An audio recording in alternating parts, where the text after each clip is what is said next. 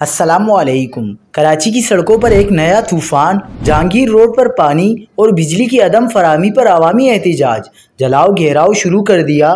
क्या आप हालात हाजरा से आगाही हासिल करना चाहते हैं? खबर के पीछे छुपे असल हकाइक जानना चाहते हैं? तो अभी सब्सक्राइब कीजिए जिलमिल पाकिस्तान को और साथ ही घंटी के निशान पर क्लिक कर दें।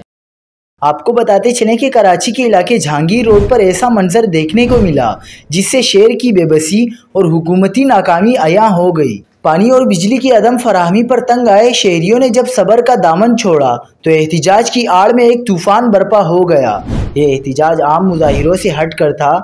न सिर्फ सड़कें बंद थी बल्कि ट्रैफिक जैसे किसी कैद की शक्ल इख्तियार कर गया।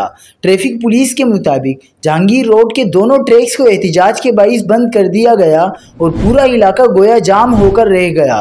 गुरु मंदिर से 3 हट्टी जाने वाले तमाम रास्ते जैसे ठहर से गए और हर तरफ गाड़ियों का समंदर जमा हो गया।